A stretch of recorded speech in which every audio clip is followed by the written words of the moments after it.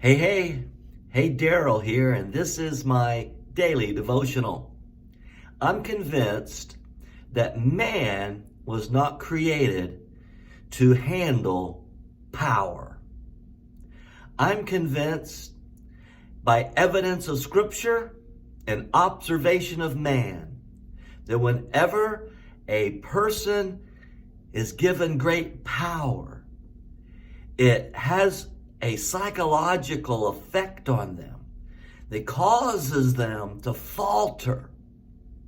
Solomon, he is the third of the kings.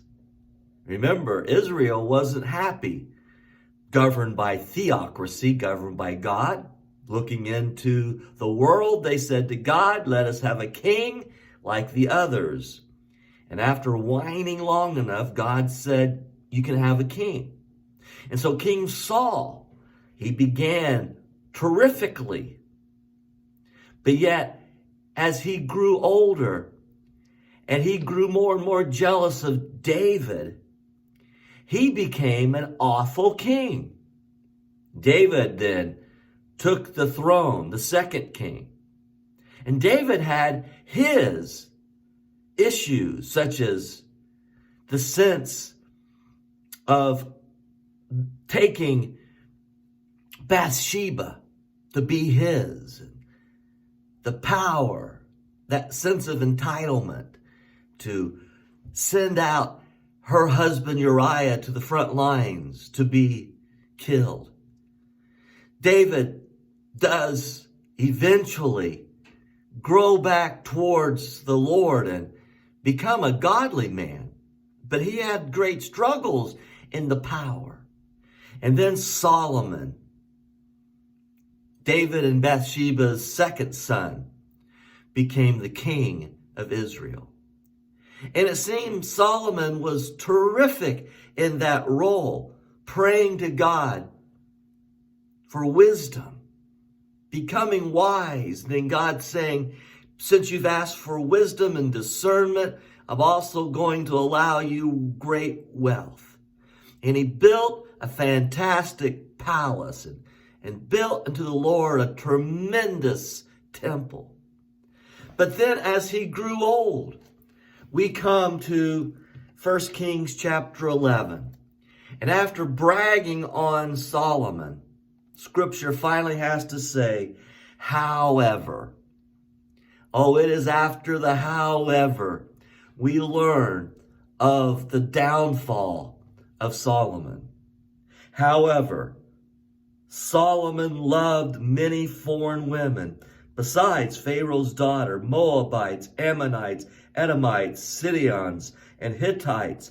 They were from nations about which the Lord had told the Israelites, you must not intermarry, because they will surely turn your hearts from God. And that's what happened. Solomon's heart was turned from the God of Israel. It says, though, nevertheless, Solomon held fast to these. He had 700 wives of royal birth and 300 concubines, and his wives led him astray. Somehow, in his own mind, he thought, I am above the law. I am above what God has said regarding intermarrying these other nations. That's what he did. But then listen to what it caused him to do. He grew old. His wives turned his heart to their gods. And he followed Ashtoreth, the goddess of the Sidonians, and Molech, the detestable god of the Ammonites. And Solomon did evil in the eyes of the Lord. He built their monuments on the hills there in Jerusalem. He did awful things. I am convinced that man can handle power, as evidence in Scripture, in observation of those in political authorities as well. God said, I do not like your attitude. I most certainly will tear the kingdom away from you. But nevertheless, for the sake of David your father, I will not do it during your lifetime. I will tear it out of the hand of your son. And I will not tear the whole kingdom from him, but will give him one tribe for the sake of David, my servant, and the sake of Jerusalem, which I have chosen. Folks, I am happy not to be a person of great power, because I am certain from obvious evidence in Scripture and looking at the condition of our world, I couldn't handle it.